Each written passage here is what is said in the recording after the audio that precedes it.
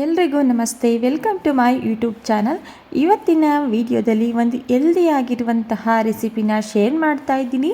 ಆ ರೆಸಿಪಿ ಏನೆಂದರೆ ಕರಿಬೇವಿನ ಸೊಪ್ಪಿನ ತೊಕ್ಕು. ಈ ರೆಸಿಪಿನ 15 ದಿನ ಸ್ಟೋರ್ ಮಾಡಿಕೊಂಡು ಆರಾಮಾಗಿ ತಿನ್ಬೋದು. ಒಂದು ಹೆಲ್ದಿ ಹಾಗೂ ಸೂಪರ್ ಟೇಸ್ಟಿಯಾಗಿರುವಂತಹ ರೆಸಿಪಿ. ಬನ್ನಿ ತಡ ಮಾಡದೆ ಯಾವ ರೀತಿ ಈ ರೆಸಿಪಿನ ಮಾಡ್ಕೊಳ್ಳೋದು ಅಂತ ನೋಡೋಣ. ಕರಿಬೇವಿನ ಸೊಪ್ಪಿನ ತೊಕ್ಕು ರೆಸಿಪಿನ ಮಾಡ್ಕೊಳ್ಳೋದಕ್ಕೆ ನಾನಿಲ್ಲಿ ಮೊದಲು ಒಂದು ಪ್ಯಾನ್ ಇಟ್ಕೊಂಡಿದ್ದೀನಿ. ಪ್ಯಾನ್ ಬಿಸಿಯಾಗಿದ ನಂತರ ಅದಕ್ಕೆ 1 ಟೀ ಸ್ಪೂನ್ ಆಗೋಷ್ಟು ಸಾಸಿವೆ, 1 ಟೀ ಸ್ಪೂನ್ ಆಗೋಷ್ಟು ಮೆಂತ್ಯ, ಈ 2 ಪದಾರ್ಥಗಳನ್ನ ಸೇರಿಸ್ಕೊಂಡು ಲೋ ಫ್ಲೇಮಲ್ಲಿ ಇಟ್ಟು ಸಾಸಿವೆ ಚಿಟಪಟ ಅಂತ ಸಿಡಿಬೇಕು.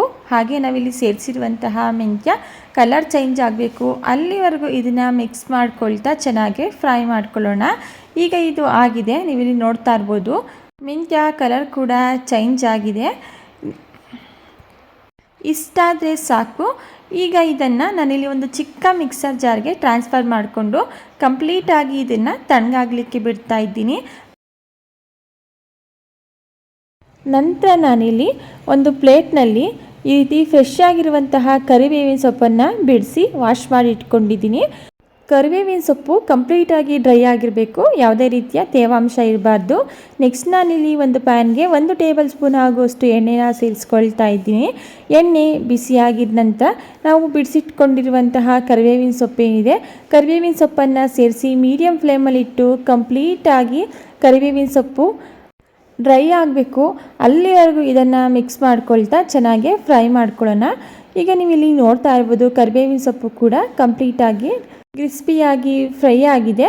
ಈಗ ಇದನ್ನು ನಾನಿಲ್ಲಿ ಒಂದು ಪ್ಲೇಟ್ಗೆ ಸೇರಿಸಿ ಕಂಪ್ಲೀಟಾಗಿ ಇದನ್ನು ತಣ್ಣಗಾಗಲಿಕ್ಕೆ ಬಿಡ್ತಾ ಇದ್ದೀನಿ. ಈ ರೀತಿ ನೀವು ಒಂದ್ಸಲ ಕರಿಬೇವಿನ ಸೊಪ್ಪು ತೊಕ್ಕು ರೆಸಿಪಿನ ಟ್ರೈ ಮಾಡಿ ನೋಡಿ, ತುಂಬಾ ಹೆಲ್ದಿ. ಹಾಗೆ ನಾನು ಹೇಳ್ಕೊಡೋ ಈ ವಿಧಾನದಲ್ಲಿ ಮಾಡೋದ್ರಿಂದ ಯಾವುದೇ ರೀತಿಯ ಕಹಿ ಬರೋದಿಲ್ಲ. ನೆಕ್ಸ್ಟ್ ನಾನಿಲ್ಲಿ ಅದೇ ಪ್ಯಾನ್ಗೆ ಮತ್ತೊಂದು ಟೇಬಲ್ ಸ್ಪೂನ್ ಆಗುವಷ್ಟು ಎಣ್ಣೆನ ಸೇರಿಸ್ಕೊಳ್ತಾ ಇದ್ದೀನಿ. ಎಣ್ಣೆ ಬಿಸಿ ಆಗಿದ ನಂತರ ನಾನಿಲ್ಲಿ ಒಂದು ದೊಡ್ಡ ಸೈಜಿಂದು ನಿಂಬೆಹಣ್ಣಿನ ಗಾತ್ರದಷ್ಟು ಹುಣಸೆಹಣ್ಣನ್ನು ಬಿಡಿಸಿ ಒಂದು ಬೌಲ್ಗೆ ಸೇರಿಸ್ಕೊಂಡಿದ್ದೆ.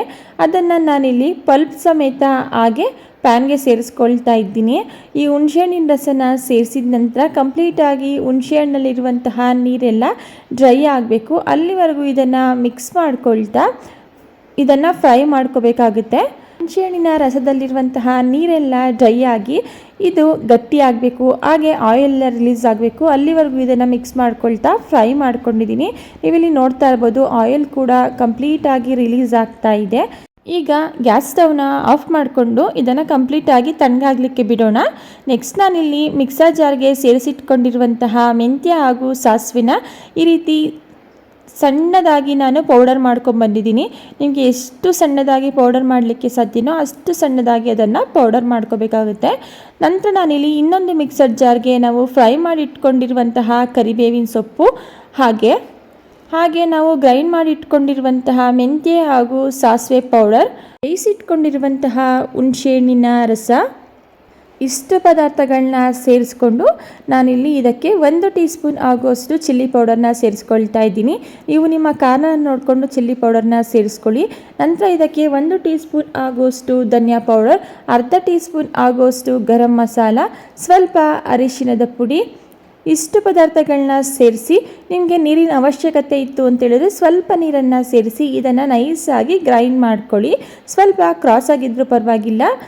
ಇದನ್ನು ನಾನಿಲ್ಲಿ ಈ ರೀತಿ ಗ್ರೈಂಡ್ ಮಾಡಿಕೊಂಡು ಇದನ್ನು ಪಕ್ಕಕ್ಕೆ ಇಟ್ಕೊಳ್ತಾ ಇದ್ದೀನಿ. ನೆಕ್ಸ್ಟ್ ನಾನಿಲ್ಲಿ ಗ್ಯಾಸ್ ಸ್ಟವ್ನ ಆನ್ ಮಾಡಿ ಒಂದು ಪ್ಯಾನ್ಗೆ 2 ಟೇಬಲ್ ಸ್ಪೂನ್ ಆಗುವಷ್ಟು ಎಣ್ಣೆನ ಸೇರಿಸ್ಕೊಳ್ತಾ ಇದ್ದೀನಿ. ಎಣ್ಣೆ ಬಿಸಿಯಾಗಿದ್ದಂಥ ಜಜ್ಜಿಟ್ಕೊಂಡಿರುವಂತಹ 1 ಗೆಡ್ಡೆಯಷ್ಟು ಬೆಳ್ಳುಳ್ಳಿನ ಸೇರಿಸಿ ಕಲರ್ ಚೇಂಜ್ ಆಗೋವರೆಗೂ ಬೆಳ್ಳುಳ್ಳಿನ ಫ್ರೈ ಮಾಡ್ಕೊಳ್ತಾ ಇದ್ದೀನಿ. ಬೆಳ್ಳುಳ್ಳಿ ಸ್ವಲ್ಪ ಕಲರ್ ಚೇಂಜ್ ಆಗಿದ ನಂತರ ಇದಕ್ಕೆ ನಾವು ಮಿಕ್ಸರ್ ಜಾರ್ನಲ್ಲಿ ಗ್ರೈಂಡ್ ಮಾಡಿ ಇಟ್ಕೊಂಡಿರುವಂತಹ ಕರಿಬೇವಿನ ಸೊಪ್ಪಿನ ಮಿಶ್ರಣನ ಸೇರಿಸ್ಕೊಂಡು ಇದ್ರ ಜೊತೆಗೆ ಸ್ವಲ್ಪ ಮಿಕ್ಸರ್ ಜಾರ್ನ ತೊಳೆದಿಟ್ಕೊಂಡಿರುವಂತಹ ನೀರನ್ನು ಸೇರಿಸ್ಕೊಳ್ತಾ ಇದ್ದೀನಿ. ಹಾಗೆ ರುಚಿಗೆ ತಕ್ಕಷ್ಟು ಉಪ್ಪು, ಇಷ್ಟು ಪದಾರ್ಥಗಳನ್ನು ಸೇರಿಸಿ ಕಂಪ್ಲೀಟಾಗಿ ಈ ಮಿಶ್ರಣ ಏನಿದೆ ಇದರಲ್ಲಿರುವಂತಹ ನೀರೆಲ್ಲ ಕಂಪ್ಲೀಟಾಗಿ ಡ್ರೈ ಆಗಬೇಕು. ಹಾಗೆ ಈ ತೊಕ್ಕು ಬೆಂದು ಚೆನ್ನಾಗಿ ಎಣ್ಣೆ ಬಿಟ್ಕೋಬೇಕು, ಅಲ್ಲಿವರೆಗೂ ಇದನ್ನು ಮೀಡಿಯಮ್ ಫ್ಲೇಮಲ್ಲಿಟ್ಟು ಮಧ್ಯಮದಲ್ಲಿ ತಿರುಗಿಸ್ಕೊಂಡು ಚೆನ್ನಾಗಿ ಮಿಕ್ಸ್ ಮಾಡ್ಕೋಬೇಕು. ತುಂಬಾ ಹೆಲ್ದಿ ರೆಸಿಪಿ, ಅದರಲ್ಲೂ ಶುಗರ್ ಪೇಷಂಟ್ಗಳಿಗೂ ಹೇಳಿ ಮಾಡಿಸಿದಂತಹ ರೆಸಿಪಿ ಇದು. ಇನ್ನು ಈ ಕರಿಬೇವಿನ ಸೊಪ್ಪಿನ ತೊಕ್ಕನ್ನು ತಿನ್ನೋದ್ರಿಂದ ನಮ್ಮ ಸ್ಕಿನ್ ಆಗಲಿ ಹೇರ್ ಆಗಲಿ ತುಂಬಾ ಹೆಲ್ದಿಯಾಗಿರುತ್ತೆ. ಈಗ ನೀವಿಲ್ಲಿ ನೋಡ್ತಾ ಇರ್ಬೋದು, ಕಂಪ್ಲೀಟಾಗಿ ನೀರೆಲ್ಲ ಡ್ರೈ ಆಗಿ ಗ್ರೇವಿ ಬೆಂದು ಕಲರ್ ಚೇಂಜ್ ಆಗಿದೆ, ಹಾಗೆ ಎಣ್ಣೆ ಕೂಡ ರಿಲೀಸ್ ಆಗಿದೆ. ಈ ರೀತಿ ನಾವು ಇದನ್ನು ಬೇಯಿಸ್ಕೋಬೇಕಾಗುತ್ತೆ. ಈ ರೀತಿ ಬೇಯಿಸ್ಕೊಂಡ್ರೆ 15 ದಿನದವರೆಗೆ ಒಂದು ಏರ್ ಟೈಟ್ ಕಂಟೈನರ್ನಲ್ಲಿ ಸ್ಟೋರ್ ಮಾಡಿ ಇದನ್ನು ಯೂಸ್ ಮಾಡ್ಕೋಬೋದು. ಈಗ ಗ್ಯಾಸ್ ಸ್ಟವ್ನ ಆಫ್ ಮಾಡಿಕೊಂಡು ನಾನಿಲ್ಲಿ ಬಿಸಿ ಬಿಸಿ ರೈಸ್ ಜೊತೆ ಈ ಕರಿಬೇವಿನ ತೊಕ್ಕನ್ನು ಸರ್ವ್ ಮಾಡ್ಕೊಂಡಿದ್ದೀನಿ. ಟೇಸ್ಟಲ್ಲಿ ಯಾವುದೇ ರೀತಿಯ ಕಾಂಪ್ರಮೈಸ್ ಇರೋದಿಲ್ಲ. ಒಂದ್ಸಲ ಈ ವಿಧಾನದಲ್ಲಿ ಟ್ರೈ ಮಾಡಿ ನೋಡಿ. ಹಾಗೆ ನಾನು ಹೇಳ್ಕೊಟ್ಟಿರುವಂತಹ ಈ ವಿಧಾನದಲ್ಲಿ ಟ್ರೈ ಮಾಡಿದ್ರೆ ನಿಮಗೆ ಸ್ವಲ್ಪನೂ ಕೂಡ ಕಹಿ ಬರೋದಿಲ್ಲ. ಮಕ್ಕಳು ಕೂಡ ತುಂಬ ಇಷ್ಟಪಟ್ಟು ತಿಂತಾರೆ. ಓಕೆ ಫ್ರೆಂಡ್ಸ್, ನೋಡಿದ್ರಲ್ವಾ, ಇವತ್ತಿನ ಹೆಲ್ದಿ ರೆಸಿಪಿ ನಿಮಗೆ ಇಷ್ಟ ಆಗಿದೆ. ಇದೇ ರೀತಿ ಸಿಂಪಲ್ ಹಾಗೂ ಈಸಿ ರೆಸಿಪಿಗಳಿಗಾಗಿ ನೀವು ಮಾಡಬೇಕಾಗಿರೋದು ಇಷ್ಟೇ. ದಯವಿಟ್ಟು ಚಾನಲ್ನ ಸಬ್ಸ್ಕ್ರೈಬ್ ಮಾಡಿಕೊಂಡು ಚಾನಲ್ಗೆ ಸಪೋರ್ಟ್ ಮಾಡಿ.